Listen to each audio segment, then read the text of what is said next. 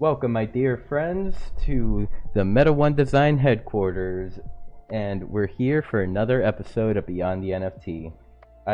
As always, my name is Sinful, and it feels so good to be back.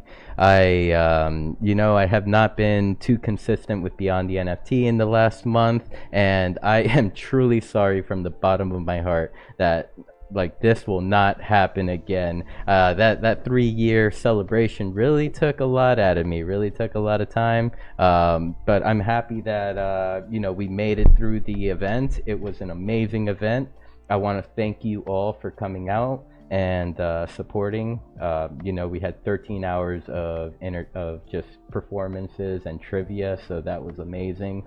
I want to thank those who took the time out of their weekend to perform for us on the CBD 3-year event, and of course, that event was just really special to us. So I really appreciate all of you that came out.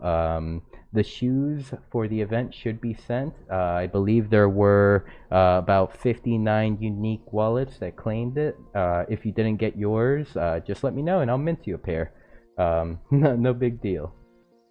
Let's see. So moving forward, before we get started, I would like to give a special shout out to our sponsor, Bucktown MMA. Jay is out there in Vegas killing it right now, going through barber school and just opening up his own shop out there while he's training and doing everything that he does. So amazing person. Jay is the founder of Bucktown MMA. Bucktown is a mixed martial arts program that focuses on empowering young combat athletes and youth athletes all around the world. They open up programs in countries and within cities that don't get much attention, but should get a little love, and he's definitely out there doing it. Currently, there's gyms out in New Jersey, Chile, and Mexico, and I do believe he's thinking about another gym. We'll have to see what happens in the future. And if you would like to support Bucktown, make sure to head over to bucktown.org/support. Again, bucktown.org/support. There you can pick up some Bucktown merch or Bucktown NFTs. All proceedings go back to the program. All right, now that we have paid the bills, this is a very exciting evening for me because, I've been hounding Crypto Minotaur to introduce me to this individual since Crypto Minotaur told me that this individual existed, and I just, went to check him out. He's a very dope person. Our guest tonight is a DJ and producer who specializes in melodic techno and progressive with his own signature style. It is a pleasure to welcome Austin De Chêne to the stage. Welcome. Thank you. Happy to be here. Hey, likewise, my brother. Likewise. It took a few weeks for us to get Crypto Minotaur to make the connection. I'm happy that he has, and for sure. And welcome. So I usually like to start this event off by passing the mic over to our guest. Oh, here. Sorry about that. Passing the mic over to our guest, and just allowing you the opportunity to say hello, give yourself that proper introduction. If I didn't do you any justice, so please take it away. Yeah, I appreciate that. No, you did great. My name is Austin De Chêne, and I'm basically putting together some bomber, techno, progressive, big room sets, melodic, kind of techno beginnings, and dabbled in some production, and just trying to get the ball rolling on this passion that I've had for 20 plus years, honestly. I've been here in the scene, underground parties. Crypto kind of introduced me to this space, and I really vibed with the community and as far as what's being built, and I think there's a lot of opportunity and just a lot of for creation, basically a lot of opportunity for creation. So I'm excited to see what can happen. I mean, I definitely agree that there is a lot of opportunity within the crypto Web3 space for creation. I mean, I guess let's take it back to the very beginnings, because you said you've been in the game, you've been DJing, producing for about 20 years now. That takes us back to 2005, correct? Yeah, and before then, actually. And before then, Yeah, I kind of feel like there is kind of like a period until like before a DJ or a producer feels comfortable enough to call themselves a DJ producer. So I'm guessing it like that and before part maybe like that buffer zone, that buffer time between. Yeah, training meets opportunity. You gotta figure it out. For a while there, but I've been I used to pull vinyl back in the early 2000s and go to record shops locally. And at that point, I was primarily based out of New York. So drop a name like Satellite Records, for example, was one down on Bowery Street, which I would go to, almost religiously, weekly, and go through all the vinyls and just pick each one out as I saw fit, and you'd spend hours down there doing that. So, so yeah, it took a while to kind of build the catalog, build your style, connecting with what was available, with what vibed with you, and things like that. So. Yeah, so I mean, so then what came first, the DJing or the producing? Definitely DJing, and that's primarily where I've sat for a very long time. Done a lot of productions that I hold in my own computers, right? Like that I've been I was telling also bring up crypto again, and it's like I was telling him that. He's like, well, you should release this or release that, and it's like, well, they gotta hit hard, and you gotta have the right production, you gotta have the right mastering, the right, mixing, you gotta have the right samples with the right frequency. You can't have frequency interlap, things like that. That'll kind of throw off the whole sound. Basically erode what you've done, so to get that right and then promo it to actually be released and heard is it's a big challenge. It can be. So I've seen that, and so that's kind of where I've been sitting. Yeah. So throughout the years, have you gotten like any opportunities like through making music for hire, or like have you like what would it be? I'm almost trying to say publish, but kind of like have like royalties over some music that you've created in the past? Well, I mean, you can go in and you can actually put your music in the Library of Congress and have it actually copywritten and done that process. But as far as making a revenue stream out of it, it's absolute uphill battle until you get that one track that puts you on, and if you can get that track, then it can put you off into like another sphere, and then you can release follow-up tracks, and so so that brings you to the answer. And I haven't had that big hit, you know what I mean, in that way. But having a catalog behind you to say, okay, well, once you figure that out and you put yourself out there, really, then that's you want to be prepared with those follow-ups. You don't want to be running to something like a ghost producer or something like that to put that out there. And I've worked with producers and worked with basically were actually legitimate producers, but also you actually look at the numbers, and it's to get a revenue stream from your own music that is sustainable, that keeps you doing it. It's absolutely not about the money. Okay, it's just about, well, you want to get that booking and you want to go and play that show and you want to have the time and quit your day job to do this, and that's the only way you can do it really well. and so, you know, I've worked with producers that have had releases and dabbled in the thing. Oh, well, you want to release a track when you ghost produce, and it's like, no, it's like I'm trying to be authentic about this. Like, you want to master my album or help me put samples together, then let's do that. But until the day comes that I'm like ready to do it, I'm like, no, let's do it right, or let's not do it at all. In that way, you know. I love that. You know, that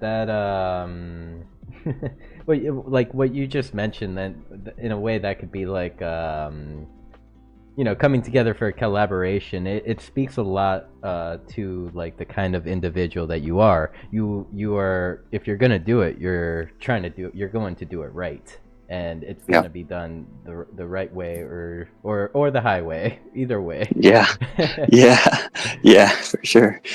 So I have a guest that just climbed up my leg. Her name is Maki. She's my little ferret. She came over to say hello to us. I'd probably bite my toe here in a second once I release her. Go play, Maki. So, like, going back a little bit, you were kind of mentioning how, like, you know, going back even to like that time when when you're like searching for your own style. You know, you're digging through crates, you are looking for the type of sound that is you. For like anyone that is aspiring to be a producer or a DJ, or even just like loves music and wants to start somewhere, what would be the best tip you can give that person in terms of like finding their own style? Yeah, I think just stay with it, and you know, I always let my heart guide me, and and spending the time, like dedicating to putting the time in to go through the hundreds of tracks. I mean, it used to be the record shop where you would go and you'd say, okay, well, there's, you know, an A side and a B side, and maybe they have 2 tracks or 1 track's on the A side and 2 are on a B side, and you're like, oh, well, you know, and I only have X amount of, you know, $50 today, right? And I'm gonna pull the best of both of those, A side and B side, and so I get a really core catalog. But it would spend hours down doing that, going through all of those, you know, all of the 12-inch vinyl, just like flipping them back and forth, and it would take hours. Now things changed, and you know, before Beatport, it was dancerecords.com, and that came on the scene, and that was like, oh wow, now we're doing like MP3's wave. But then that opened an incredible opportunity for individuals, which is also why I love this. Why I love electronic music is because it opened the door for a lot of individuals to express themselves when they didn't have to be going through the big 5 record labels to get heard, you know. And this was on the backs of Napster, you know, giving this free exchange, and like that. This is like throwing back. Sorry, guys. Way back. but you know, so it's like so all of a sudden, like, you know, that's where I first, you know, hearing something that I may have got off of Napster, right, was like, there's Blue Fear, Armin van Buuren, there's Ferry Corsten, you know, like Exhale, like there's these tracks that are just blowing my mind, and I would have never heard them had, you know, BMG not signed them. And so the great thing is it gives this opportunity for individuals to actually be heard. However, as a DJ or someone who's aspiring to get their own, you know, like you said, like their own style, their own vibe, right? It's like, you got to go through so many tracks. Like, go to Beatport and don't have artists or labels that you know well, and try to just go and say, hey, I want all records released from, you know, all EPs or LPs, anything, whatever you got released from, like, you know, January 1st this year to up to date to June now. It's like you would have thousands upon thousands of tracks to have to go through. So you really have to be dedicated to finding that. So I think that sticking with that idea is just like dedicating to knowing that you'll find your way. And then once you find kind of a little bit of your way, and this is kind of this is going back to your original question, but to find your way, once you find like you heard one track, for me, one of the biggest tracks was back, you know, it was a Danny Tenagula he spun it in one of his Be Yourself parties, and it was 2 months off Underworld track, and it's like, you bring light and you bring light, and that's all I knew. There's no Shazam, no nothing in the club, and like I had to go find that vinyl. That was it, and it took that kind of like, the only thing I knew is it said you bring light in. I Googled that. Thank God I had Google, and I found it. And you know, it's that kind of dedication. Once you hear one sound, then that brought me into another thing, you know, to another thing, to then developing the style that I have now, which, you know, if you listen close, a lot of those tracks are throwbacks to, you know, some 90s tracks even, but they're recent remakes. So that's a long answer, but you got to stick with it, you know? Gotta stick with it. I like it. Yeah, in a way, like you just described as like, you know, digging through crates, looking through Beatport, or not, or what was it, the one that you mentioned, Napster? Just like Napster, from way back. That yeah. was the grind. That is the way to, like, that is the work that comes to it. Finding that sound, and like, I mean, shout out to those. Like okay, you mentioned you know, thank God you had Google to like look for a song whenever you like just knew like a part of the lyrics. But shout out like to those people in the 90s. Right. No, for sure, 100%. But they would go and be like, "What's this track, DJ?" You know, they you know, they'd get it. You know. Yeah.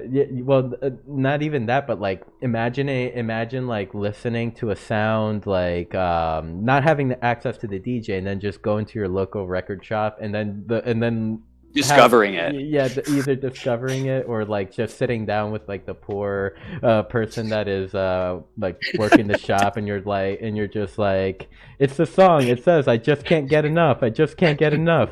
Right. Absolutely. I mean, but that was the journey, and that actually, you know, that made it core. Yeah. You know, and it was like, if you knew the track, you knew the track. If you didn't even know where the club was to hear that track or where to get that track. It's like, they used to call them dub plates, and that was even before my time. But that was, you know, that was it. Like, you didn't know where it came from, and that made it special. It made it that much more unique.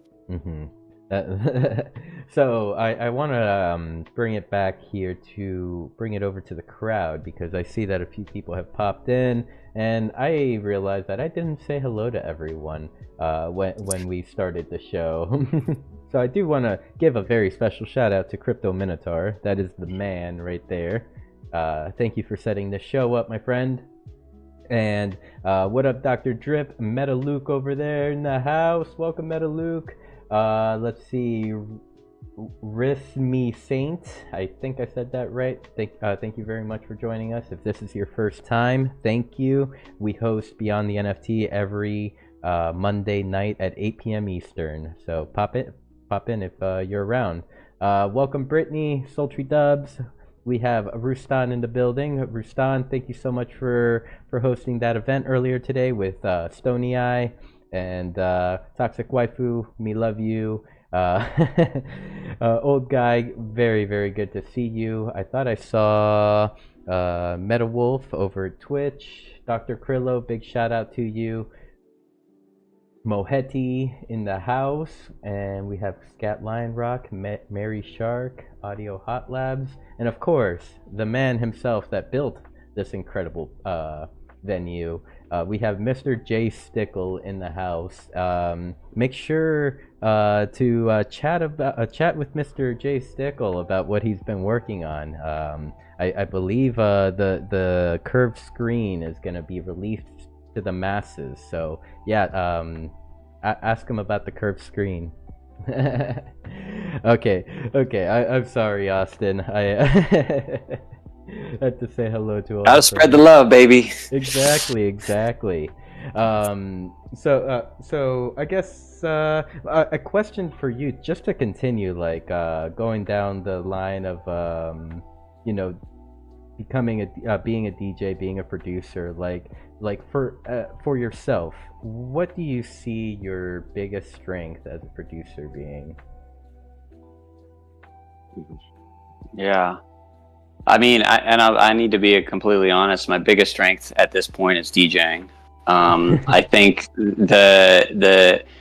my biggest strength producing to be seen is my understanding of the energy that music can actually create. And that's in there, but that's not the tagline, but that's really what it is. It's the fact that it's like knowing when that big sound will drop, knowing how long that break can sizzle, like, you know, like those things. Obviously you're on a 4/4, you know, rhythm there, and you're 4 on a floor, but there's dynamics that you can change about that. And so understanding what actually hits, like, beyond the noise is probably my biggest strength. And that tends to become, so my sounds are more nuanced, and this goes back, you know, and that's why it's changed. Kind of, the music has changed and evolves, but it goes in cycles. And they used to be like 8-9 minute tracks were not a big deal, and then it became, you know, 4-minute track was long, and that gave, you know, a longer track gave that time, if you had the patience of the audience to like really absorb it. And so anything that I'm producing is going to be, I'm not gonna say every track's gonna be 9 minutes long, but you're gonna have to wait, and it's a little bit more to digest. Which, you know, thinking about it, it's like, well, now might more be the time than it was ever, because we're looking for that. You know, we're beyond the hype, and this is still resonant, you know. So that's my answer. No, for sure. I mean, and it's a very good answer, because I mean, and I feel like that's a strength that maybe not all could like grasp. I don't know. I don't know if it like could be something that could come with time, but I feel like maybe it may take more time for some than others to actually feel the music. But damn, you got me thinking. So I mean, when it comes to software, is there any software that you recommend? So Ableton is what my core production was. I was on Logic for a while. I have tracks on both. I know producers that from day one use Fruity Loops, and they're massive, you know. So it just, with the, you know, the DAWs, the digital audio workspaces, it's just whatever you feel like makes sense. Yeah. You know, I think that, you know, Logic was a pretty analog thing, and I transitioned to Ableton, and Ableton just gave me, I felt like, a better workflow. Definitely. Yeah. Nice. Yeah. I have a few friends that use Ableton. I believe maybe even the DJ producer that performed before tonight's show, Stony Eye. I believe he's an Ableton guy as well. Well, yeah, because you can also put in a lot of MIDI instruments. I was watching a little bit of that, and you know, you can put in a lot of like cues and things. It's kind of a multiverse of platform. You know, you can do original productions, but you can do a lot of sampling, and you can queue up a lot of different things. So yeah, that would make sense. Mm-hmm. Are there any other like softwares that you use like on the side, or maybe even plugins that not everyone knows about, or like at least like newer people that are trying to get into DJing or producing? Currently, no. You know, I would go back to, you know, there was a point, it was like, Bad Life came out with this plugin called Sausage Fattener, and like everybody was using, I don't know if you know about that one, but everybody was like using it to just like, it would do, nobody knew what it did, but it just made the sound bigger and like fatter, and that was when everything was starting to hit, and it was just like every track this was like in the probably, I mean, at this point a few years ago now, for sure, it was when things just were, everything was a main room track. Everything was main stage. Everybody wanted to create a main stage track, you know, like, and that, you know, that kind of changed my relationship with the music, because that's not where I came from. And so it was a challenge. I tried to keep up, but I kind of lost my, you know, we talked about authenticity a little bit before, and I lost my authentic connection with that. As things got, just everything had to be a big sound, and there was no nuance to it. But as far as actual plugins, probably nothing that is being used right now, to be honest. I mean, there are some things, you know. I would go back to what was that called again? The sausage fattener? Sausage fattener, yeah, Dad Life. That was their thing. And that was just, it wasn't a creation. It was like it was just a plugin that you would just, it was a processor, you know. You have multimeters and all these different things that you go through to like get, you know, sound checks after you've produced it, and that was one that you would do in the mixing process, maybe on a sample or a sound that you had, you know, created. And yeah, it was like, it could potentially beef it up, but also it could ruin it, you know, like, so it would just do something sonically where it would widen the sound. I'm sure a high level audio technician could explain and you know, I knew these people, right? They could explain what it did, and you know, because you know, you basically, everything is coming from a sine wave, and then it's just getting beefed up from there, and it's kind of an incredible science. It's very scientific. So yeah, it's a very scientific sausage. Yeah, they did something. They did something special. That is awesome. That is awesome. So if we wanted to highlight some of your work, what would be the best place to go to right now? Like if I wanted to show some of your work here on the show. Yeah, I mean, you can look at, you know, my limited catalog right now on SoundCloud. There's a lot of DJ sets up there. There's some productions. Definitely looking to add more as time goes on. But yeah, SoundCloud is it. You know, for sets like this, or you know what, we're doing Metaverse After-Hours every Saturday, 10 NYC time, 10 p.m. You know, it's a 2-hour set there that I'm putting up on YouTube also, after the fact, and I'm usually trying to get that up on Tuesday. So you know, that's what, really trying to push that, and you know, trying to build kind of an awareness and kind of catch a new energy, I guess. And then I think productions, you know, will come out slated over time. Again, like I said, SoundCloud has a couple early release, but they're not fully mastered. And as far as I'm concerned, and I talked to, you know, I told Crypto the same thing. I said, you know what, like, they're just not ready. They're not ready to be like, you know, I want something that's ready to be on the main stage out the gate, and I will play some of those tracks, you know, tonight about that kind of that's how big they have to be.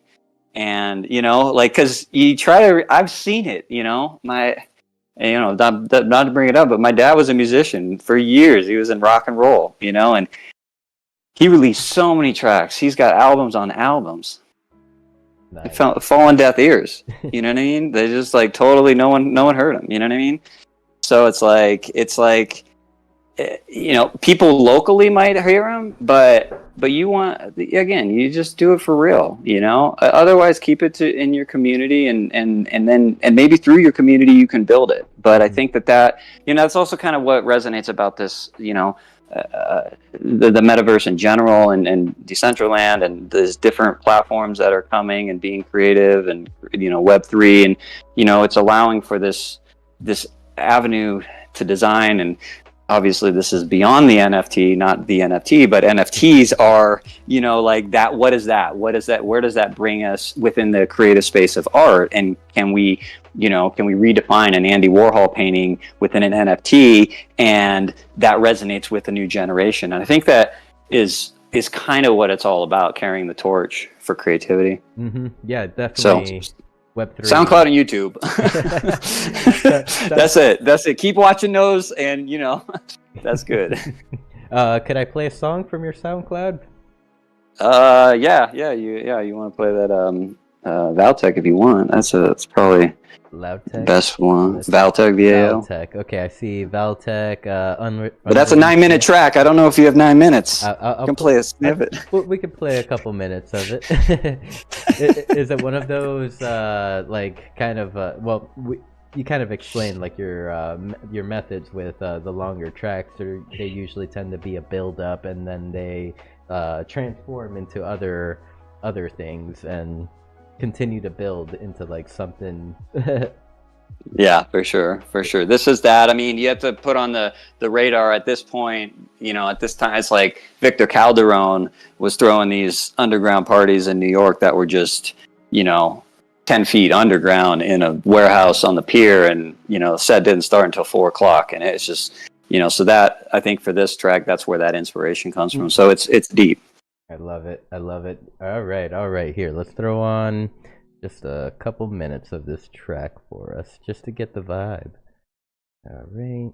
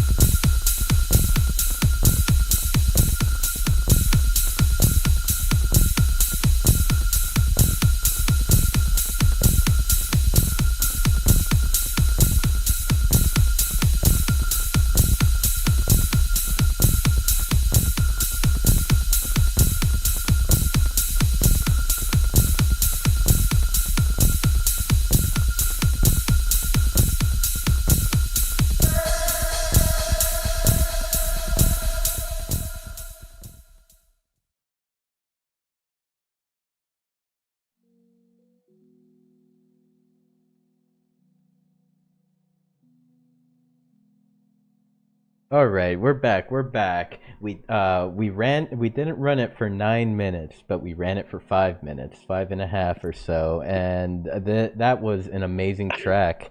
What could you tell us about it? Ah, I yeah, I love that track. Um, it's deep, you know. It's like simple, but kind of going back to I think what I was saying before is like you gotta wait for specific elements of the track to unveil themselves, and yeah, definitely. Yeah, I was inspired when I did that track for sure. Yeah, you gotta let the track evolve, develop in a way, let the sound come in. Bro, awesome, awesome. Thank you for showing us. I don't want to show too much more, or highlight too much more, because I don't want to take away from the set that you will be performing for us after Beyond the NFT. Gotta say, like, thank you for being open to do this. Like, we love shows right after this event, so I'm sure everyone here is gonna be hyped. We already have a little crowd here, ready for the show to begin. So, with speaking of shows, I think could be a good time to kind of like jump into the events that you have been hosting every Saturday night after the Meta Tribe Plaza, I believe. Is this Yep, correct? Um, that's right. like so like I man, I was gonna start there, but then really, now that I'm thinking about it, there's like layers to this, correct? Like, it's like the introduction of Web3. Actually, okay, I got a good point to start, and it's a very special point to start, probably, at least for me. How did you meet Crypto Minotaur? Oh, like I kind of knew. I feel like this was gonna come up. So we knew each other back in New York, and so when we were all young and inspired, like we were kind of and not heavy because we had things to do, we had jobs to do, but we would party and we'd go out to one of the clubs that we really connected with and had some incredible experiences at was this club called Arc, and the old name of the club was Vinyl, but dot dot dot they lost their liquor license and they had to reopen it, but they were charging $30 a head, but all they served was water and Red Bull. So you figure that out. It was a good place, and they were throwing down party after party on multiple nights. And so there's one quick, can I tell a story, like a small short story about so one night we went out, and it was like maybe it was a Sunday night, maybe it was a Saturday night. I can't recall exactly, but we went out and there was supposed to be the snowstorm hitting, and we went in to the New York metropolitan area, and we went in and we were like, oh, well, we'll go in here and whatever, it'll be fine. So we got in, probably got there at like maybe 11 because we were like hyped. Maybe we were early, maybe we got there at 12, I don't remember, but got in, stamped under our wrists, go in, vibe it out. This club is just like, it was called Arc at that time, and they had redesigned it, and so there was like these architectural drawings and different visuals within the club that were just like 3D images that were locally designed, and so there was like a vibe already, even just in the architecture and space. It was like a loft. And anyway, we stayed in that club for hours on hours on hours and hours, and then we go out and like smoke a cigarette or something, and it's like 10 feet of snow outside. Holy shit. Like, it wasn't exactly, but it was a lot. It was like at least 3-4 feet. It was a lot of snow that dropped in this storm over like 3 hours. And so we were like, well, we're just gonna stay here. And it was after hours before even after hours, because they shut the door because no taxis, no nothing could get down there.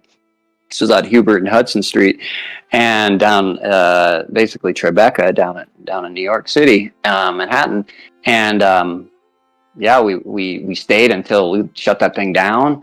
that's, you know, we took our breath outside, went back in, party for a little bit more, and then getting home, we're just like, you know, we had to get to the train. There was nobody driving. Like, it was just like 3 feet of snow. We didn't have snowshoes. It was, and then we got back to where we were staying, and you know, we get back at 4 a.m., something like that, and maybe later. And he's like, "Hey, you need to spin a set." I spun an hour set after that at the place we were staying. So it was like we didn't have enough. Like, it was just like, and so like that's the core story that with crypto, you know, that I remember, and that really defines. And so we went to a lot of different spots like that, you know. But and we always, you know, had dreams to do things, and so there's a really authentic connection there from way back. Oh my God, that is such an awesome story. And I mean, thank you for sharing the story, because I mean, there's nothing like those night out with the boys to like really kind of like solidify a memory with a certain individual, kind of like build that bond. You know, to be like trekking through freaking 3 feet of snow, no snowshoes. It was probably wet and everything, and That's a dedication. You know, you talk about the early inspiration. What they want is like, you got to be dedicated. Exactly. So we were dedicated. So, was Crypto Minotaur one of those individuals that kind of showed you into crypto, or did you show him, or like how did you kind of wander into the into noticing that, like, you know, crypto, NFTs, Web3 was kind of a thing that existed? So I've been around communities that have been interested in developing this technology on all sides. I think what Crypto Minotaur did for me was introduce me to the, you know, a few years ago. Hey man, you need to buy a, you know, piece of property here, and like, you know, like do this, and like, and I'm building this, and so he really showed me the metaverse and the potential, and within that, connecting to, I think, what will end up being a more aligned community within the Web3 space and within building these networks. You know, I've done my own independent research on, you know, crypto as an exchange kind of currency, like that specific thing. Seen the pitfalls and possibilities of that. You know, and so I've done that on my own. I'd been introduced into it to that a long time ago, knowing that it existed, but today is a whole different level of, you know, awareness, let's say. Yeah. So I think, you know, crypto was really, you know, key on that, and I think building dreams that we have mutual interests for together, you know, that's definitely the alignment, specifically within this space and others like it, you know. So yeah. So kind of like for me, and we're kind of speaking like back in like 2021 when I first got into all this. Like for me, what really what really set everything off for me was discovering that my crypto was more than my own crypto, like more than just like money that I can send to a friend or whatever. It was discovering that it was technology, like such as like Decentraland, for example, that where the lands are built on the Ethereum blockchain, and you know, people have ownership over these parcels through their wallets and stuff like that. Discovering that was kind of like the thing that like made something in my head click, and then I never left the metaverse since. Yeah. Like a little bit about myself.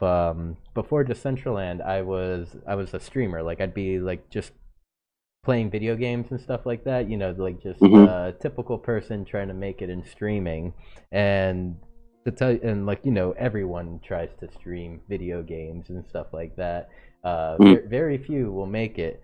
And I spent like 3 years, or about 3 years, like just streaming 12 hours a day, and not really seeing any growth, not really, like, you know, really seeing any traction at all. And I was just about ready to quit until I came into Decentraland, and you know, I all of a sudden, like, after hanging out for, I don't know, I was hanging out for a few months by then.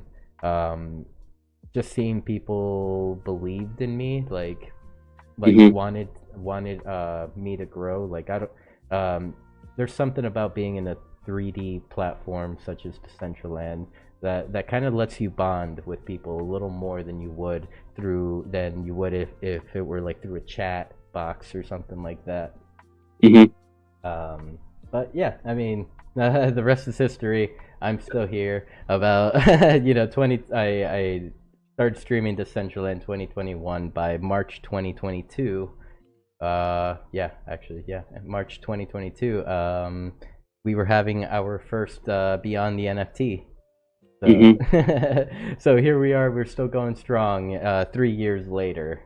Yeah, and I think to your point, like that, you know, I've had club friends.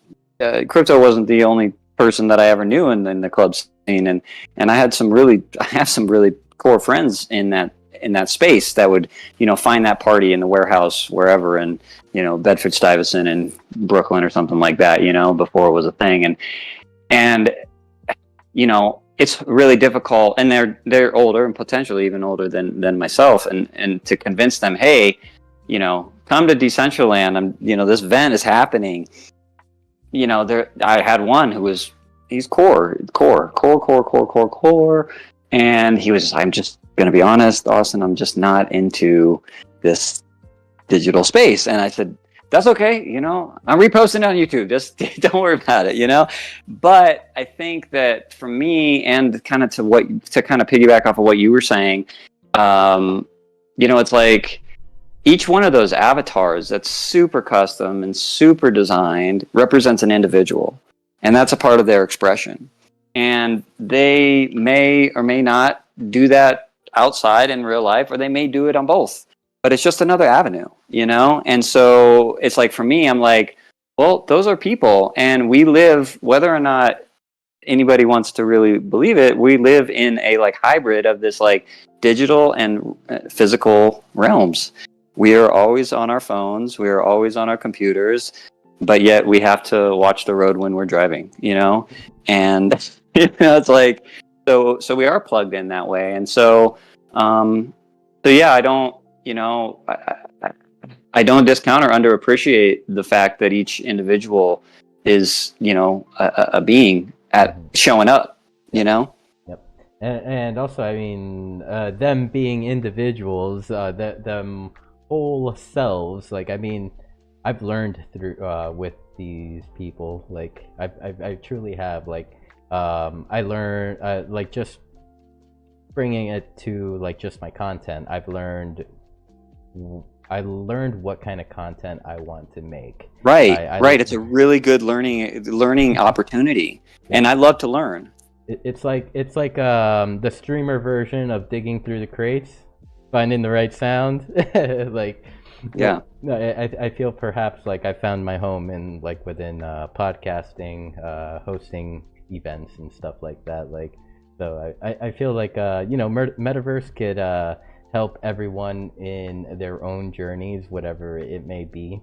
I'm excited to kind of explore how, like, all these you know, digital settings, Web3, Metaverse spaces could help you evolve, like, your craft.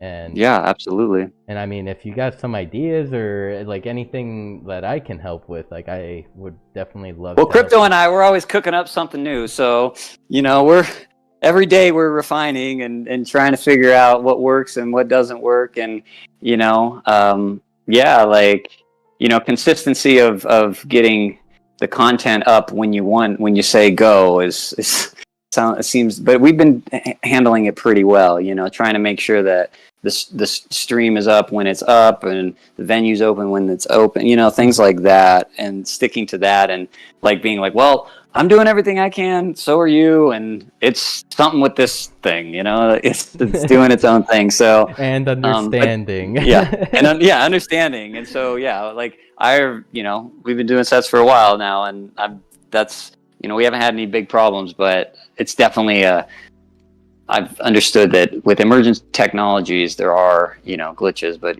even with technologies you think should be good, they're always glitching. So yep, I mean, earlier we were talking about it, Discord. Yeah, absolutely. We couldn't get in a stage chat earlier. So yeah, whatever.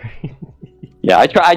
My default is like, look, I'm trying my best on my side to make sure everything from this point, this analog over here, is plugged in and good to go. Like anything digital, and once it gets into there, I don't know, but I'm focused on, I can only do what I can do, and I'm focused on doing it well.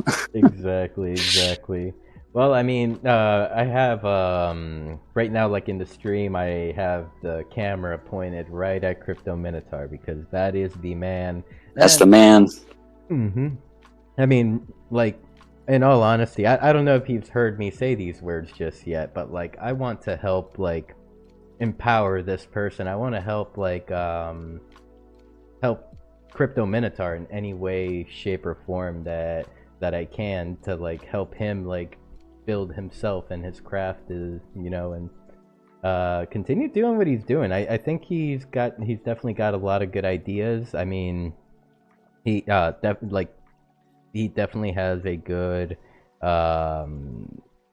group of friends now that I'm seeing, now that I'm meeting Austin. like he's definitely got some solid people around him, and I've been seeing him cook with my friend Make an NFT lately, and they're doing great. Like Make is one of those individuals that kind of started DJing like through the metaverse, like maybe just a year ago, and kind of like a lot like you, Austin, when we started this interview. Kind of like you were saying, if I'm going to do something, if I'm going to work at something, I'm going to do it right, and I'm gonna and that's kind of like how Make started his like journey. It's like, okay, at first he was like, playing around, seeing what he could do, didn't know much, but he always respected the music that he was playing. He always made sure that, like, either he was paying for it in some way, or giving credit like where credit was due. So but full disclosure, I'm no longer pulling from Napster. I don't even think Napster gives it away for free. So I'm either getting it sent to me by friends of mine, or I'm grabbing it up from legitimate sources, because the quality is so much better, and I'm playing specifically wave format, so uncompressed audio.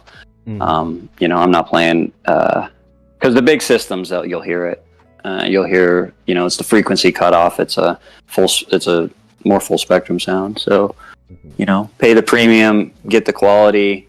And that was another, point that, Crypto and I've been, connecting on is, quality of production. It goes a long way, without being overproduced. So. Yep. You gotta get the nice quality sample. You don't want like the violin sample with the cat screaming in the background. Yep. Or illegal, Yeah.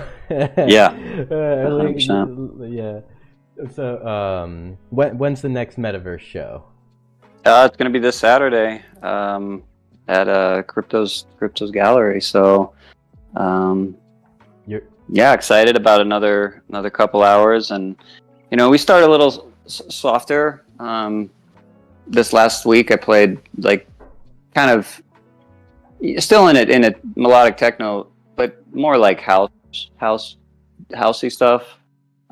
Just for the first like hour to kind of relax it, and then kind of got going pretty hard by the end. And every week is it's a little different. Not too much different. I try to cap it kind of similar in a way to get to the place where we want to be. And it's also a great opportunity to really get familiar with the new sounds that are out there. A couple weeks ago, I had literally just hit purchase on 6 new tracks. I hadn't even thrown them, and I was just like, I need to play these tracks. I've been listening to them. I haven't actually mixed them, and that was it's the part of the exploration sessions. Like I hadn't even heard them. Like I mean, I heard them, but I didn't know how to mix out or mix in, and I just had to figure it out. And so and that's a testament to like years and years of practice with DJing and knowing when to do the thing, when to actually just be like, okay, this is over, and gotta go to the next track, forget it, move on, move forward. Yeah.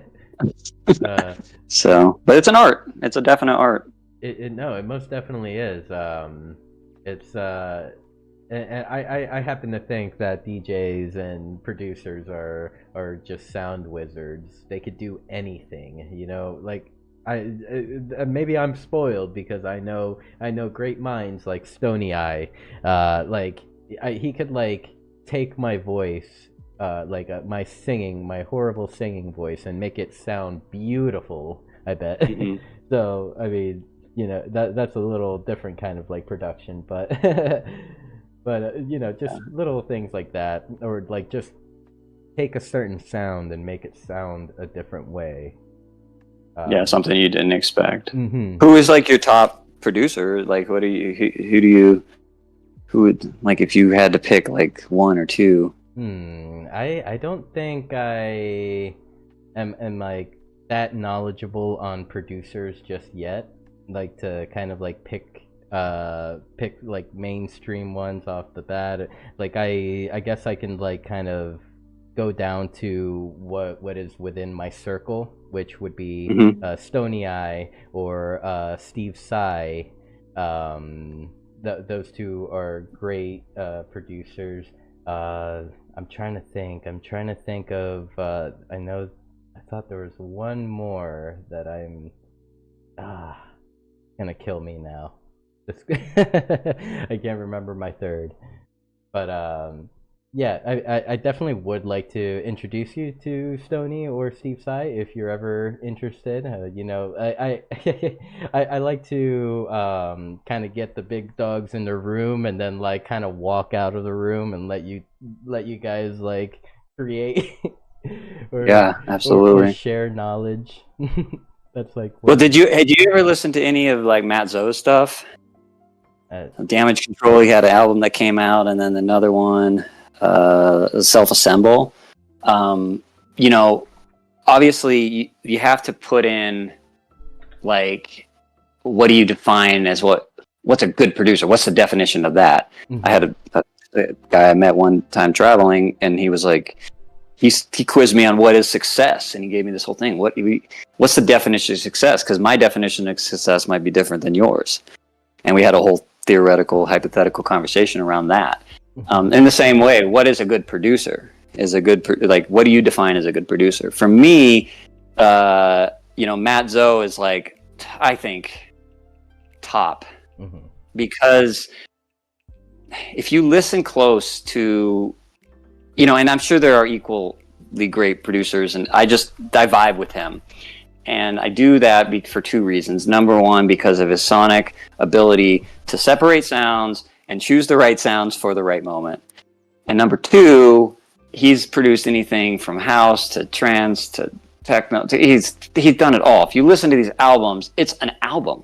Mm-hmm. Like, it's like, whoa, this is, and specifically, those two first albums, Self Assemble, which is a more recent but still a little older, and then his original, I believe, is Damage Control. That's the name of it for sure. I think that was his first album, but I could be mistaken about that. I don't know of the order, but I do see Damage Control, Matt Zo. So that, man, that like just, and the dynamic difference, and then also taking in the moment of the scene, or the rave culture, the dance music scene, the evolution of that thing. Mm-hmm. That, believe it or not, it's in all the music. It's in all the music. That's what made it underground. It's like we go back to the 90s. They're referencing things that are culturally relevant within the dance music. It's like a self-cyclical or a self, not regurgitating, but it's just, it does its own thing and it tells its own story. And dance music does that. And Matzo does that. It's a lot of tracks, a lot of people, house music, they do that. They tell the narrative of the scene in which they are being created, which makes the scene feel special. Because it is special. So yeah, so that would be, and that again, that would be dependent on your definition of what is a good producer. What do you define? They did 1 million streams on Spotify the first week. Is that is that like consider great? Is that what you mean? Like what do you define it as? Yeah, like it definitely does fall like into different categories. Like question is like multi-layered in a way, because a lot of people would consider a great producer someone that brings or popularizes a certain sound, and that and then afterwards, like you have other producers trying, like, taking a sample of that and building on it, or like changing it up a little bit, referencing the past in a way and refining it. And I mean, like, there's that concept that there are no new ideas, right? Like they're just regurgitated versions of old ideas, which to some degree, I mean, you go back to the origins of the origins of house music in general, which was, these are coming B-side disco records. Yeah. And, so like from, Chicago, like, by the way, America created this. We did this, it went to Europe and got, but yeah, so yeah, anyway, so that's it, man. I mean, it's a great thing. And I think to continue the evolution and exploration of what can be next is definitely where we have an opportunity to go. We always have it, sometimes it feels like it more. And, the social metrics don't always tell the true story, so you just got to keep doing what you do. I agree, and that's where the consistency comes in. Like, like I mean, you've been at it for your 20 years now.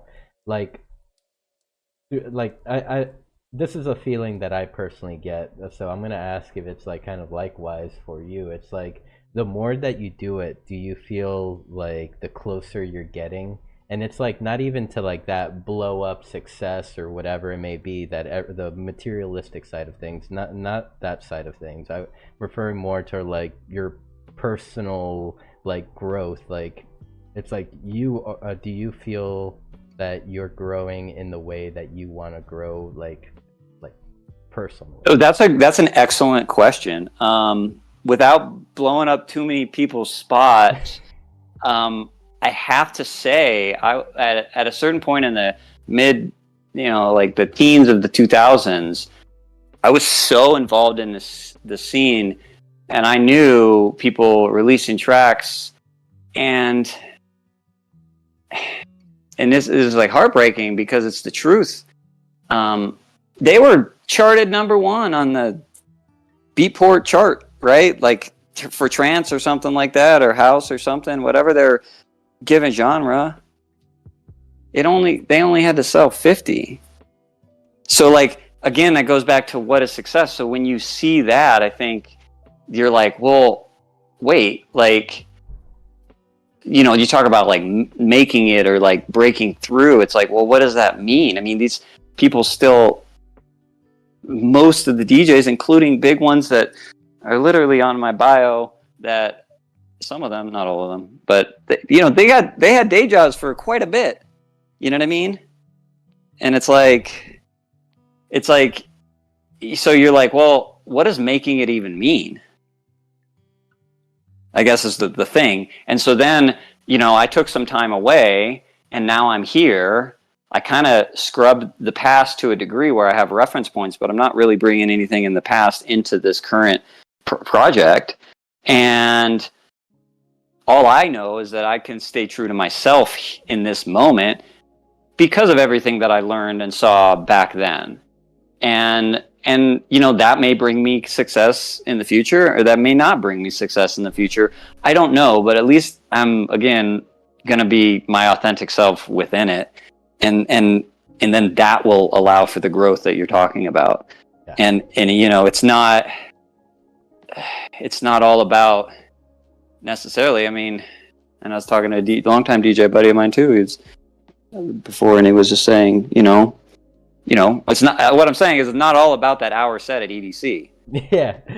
That, according to Deadmau5, may or may not be pre-recorded. You know, it's not all about that. What it's about, but my friend was saying, yeah, well, okay, but you do that, then you get to play at, you know, this London spot for like 6 hours, and you do whatever you want. Like, you know what I mean? So like, it's give and take within the industry, I think, in that way.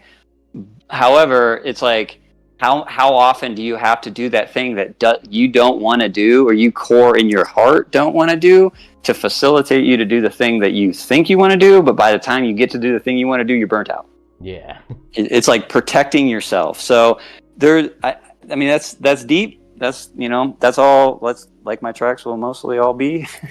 Not much is superficial, but yeah, that you know, but that way you maintain long-term stability, whether or not it's for your audience or for yourself, because you stay core to what you value and your values. You stay authentic. And that, yeah, you know, like that's I think that's what we all really identity. That's what we want, you know, and stay into that. So that's my, you know, that's my goal. That's my goal in life. That's my goal through this music, through this project, through this session, through, you know, every set that I do. And it's not always easy, because, you know, it's like, especially when you're on a schedule, you gotta be authentic on demand at 7 o'clock or 10 o'clock or 12 o'clock or whatever that time is. Like, wait, I wanted to be authentic like 5 minutes ago or 5 minutes later, you know? I felt authentic an hour ago, but now I don't really. Yeah. Now I was like, where did that go? But your set's not until like you got 3 more hours. Like, well, I need to go take a nap. I don't know. get that back, and you got to dig deep, you know? So, but that's what it is to be a performer. I know this, so. Gotta go out back and smoke some authenticity. Yeah. Get that right. Well, again, though, I was a long-term friend of mine, DJ for a long time, seen everything, and even the DJs that, or the producers or whoever playing those big shows, and they were like doing that. One time that thing didn't work. Oh, they didn't have enough sleep. You know what I mean? Yeah. Because they were in 6 different countries in 3 days, and like they don't know where they are, but their management is telling them that they got to keep going because they booked a show with, you know, 6,000 people. I mean, that's a whole nother. I mean, there's so much understood, you know, respect that I have for these DJs that are global, traveling with a schedule that's been determined. I mean, Aoki is like what, capped for 300 shows. Like, I was gonna say Aoki, Diplo. Oh, Diplo is one of my favorites. Yeah, Aoki, Diplo. Like, how do they do it? And they've been doing it for like 20 plus years, 30 years now. Bringing that energy. They never stopped. They must be like taking the best kind of creatine or something. I don't know. Like, and that's what I think that's what it boils down to. It's not for them. It's like, I mean, maybe some are better than others, and everybody has their own narrative. But it's like, no, man. Like, they're, you know, maybe sleeping 2 hours before they get up. You know, they're horizontal, and then right after the show they're horizontal again or something like that. You know, it's like I heard these stories. Yeah, a friend of mine told me this weekend. I heard this story. I was like, yeah, that's crazy, man. That's like, you know, and then if you imagine yourself as that person, you want to be that person. You want to party all the time. But do you really? It's like, but can you? Can you? Can you really? Do you? Can you? Like, you know, can you physically do it without getting burnt out and losing your mind? Mm-hmm. I mean, so much respect to that aspect. That, you know, obviously, that Avicii documentary went into some of that stuff, but like, you know that, you know, and then, so then that comes down to management and the staff around that, and knowing when the best thing is for the, you know, audience, and when the best thing is for the artist, and kind of finding that, you know, fine line. It's hard because, again, when you hit, you hit.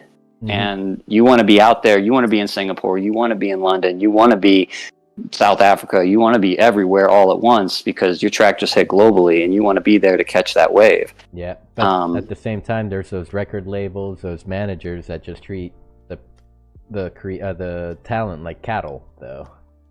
Yeah, they could, and so good management, good people that have your best interest and theirs. It's a street that it's multiple lanes on this street. You know what I mean? Like, and you got to satisfy them all. And yeah, for sure. It's a challenge, and absolute undeniable respect to those who have been doing it for years and years and years and years. Carl Cox, Armin van Buren.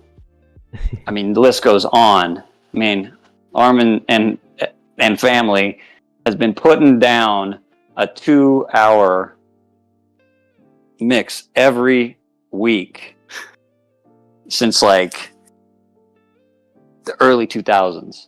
Damn. Okay. Like, respect. You know what I mean? We got 1,300 or wherever he's at right now. Carl Cox has been spinning shows, playing shows, London, Amsterdam, you name it, he's played it. Danny, same thing, legend.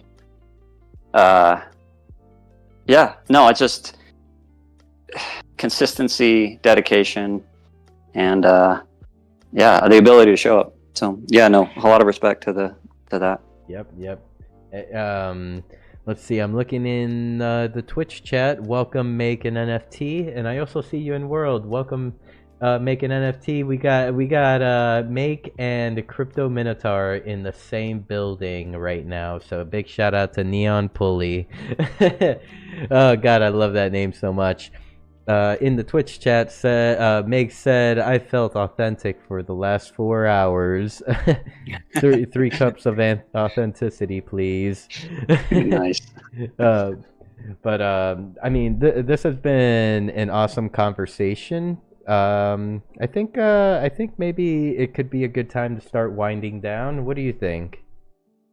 Yeah, that's perfect. I really appreciate the opportunity to be here and engage in this conversation. Yeah, I mean, it's been an awesome conversation. I really enjoyed listening to you. Like, kind of, you've kind of taught me a lot about like kind of what the scene was kind of like early 2000s. What the grind was for a DJ. These are kind of like things that not everyone kind of sees, like whenever they look at a DJ. When they look at a DJ, like you named a few, these individuals have been grinding for 20 plus years, and it's like now we know their name, right? Like, and so then that just comes to show you, like, what you mentioned just now, like consistency. Keep it going.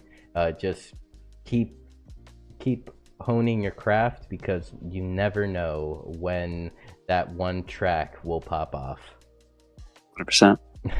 So I since we're winding down, I'm just gonna say, make sure to hit that live button, Austin.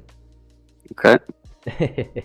And I'm sure that will be working for whenever I transition.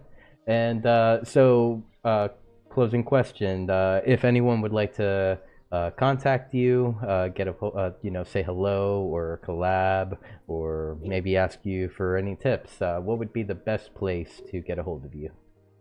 Yeah, I've pointed my AustinDeChêne.com page to my SoundCloud. You can message me there, and that's probably the most easy. There is an email in there somewhere on one of the pages, but so just AustinDeChêne.com. It'll point you to SoundCloud, and look for the email, AustinDeChêneOfficial@gmail. So, and I'm over here sharing your link tree and all that good stuff. That's just in case anyone would like to pull up. And any words that you would like to leave everyone here with before we transition to your performance? No, I appreciate you guys, and enjoy this short little set I got for you. Well, I really appreciate your time, and yeah, thank you for being here. It's been an awesome conversation, Austin. Thank you, Sinful. Appreciate you. All right, everyone, and now while Austin gets ready for his set here, gets situated in the spaceship. Let's just look around the room, say hello to a few of you that may have popped in while we were in the conversation, like Bucktown MMA. I see you, Bucktown. Thank you so much for pulling up, Jay. Big love to Bucktown. You see? Oh wait, let's see what direction. Right, that direction. You see that logo down there? Bucktown is the official sponsor of Beyond the NFT, and Beyond the NFT is proud to have Bucktown as their official sponsor. Let's see who else. We got Gotti in the building. We got MGD in the house. I think I said hi to Dr. Krillo before, but hello, Dr. Krillo. We got Spongetron in the building. Julia Sky and Prater. I think that's how you pronounce it. I'm a little brown, so I can't pronounce all the words, only some. Okay, so without further delay, I'm going to pass the stage over to our friend Austin for a short set. Thank you, everyone, and stand by.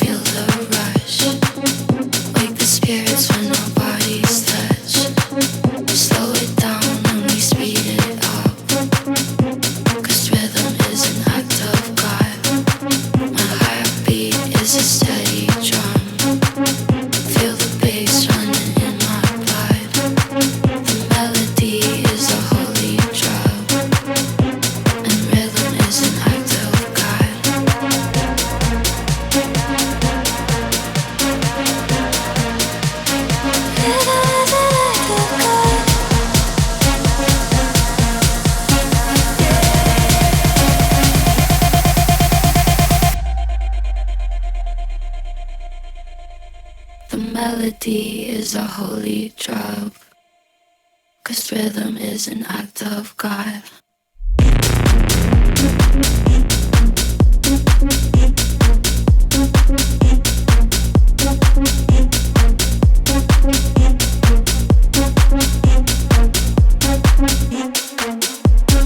Rhythm in my blood, rhythm in my heartbeat, rhythm is a drug, pulling on the melody, bigger than love.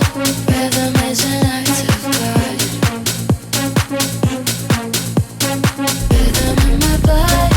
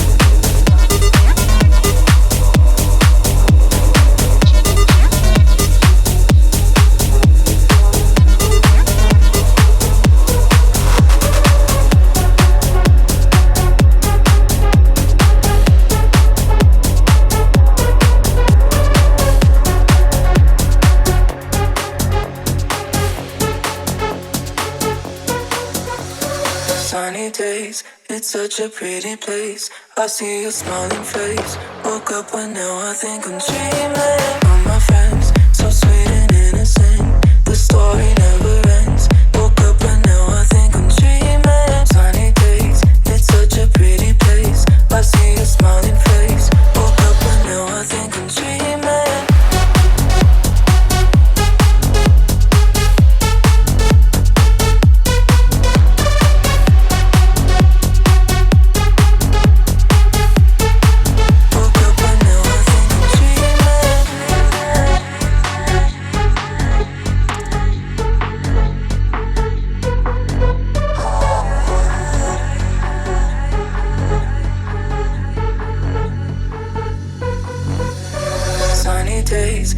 Such a pretty place. I see your smiling face. Woke up but now I think I'm dreaming. All my friends, so sweet and innocent. The story never ends. Woke up but now I think I'm dreaming.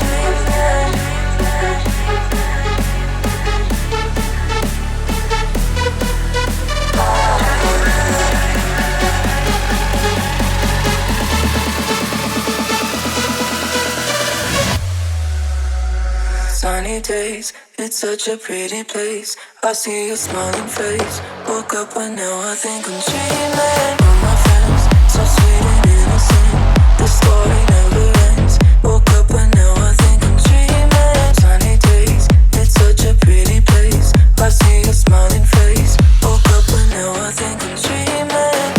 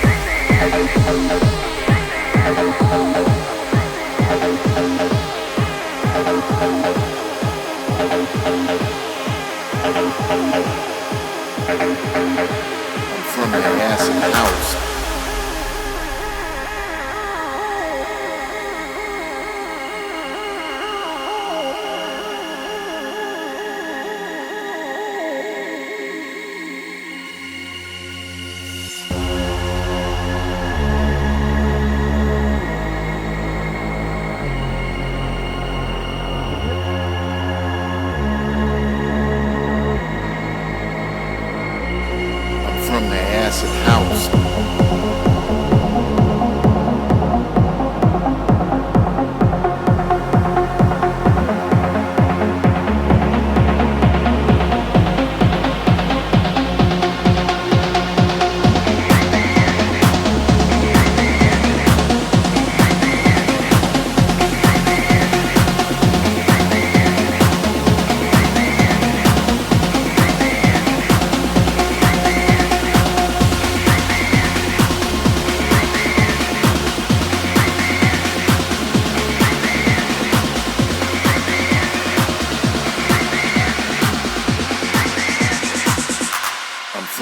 acid house.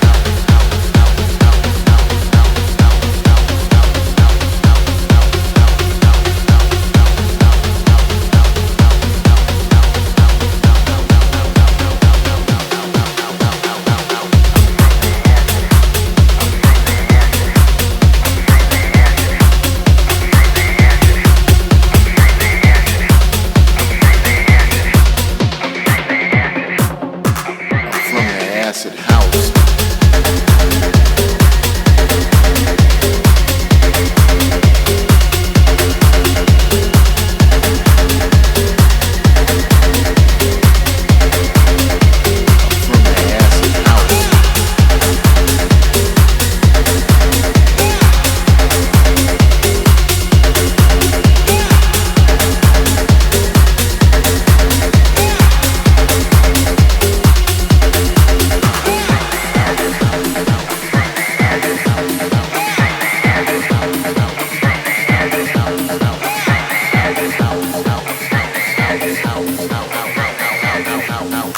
I'm from the acid house.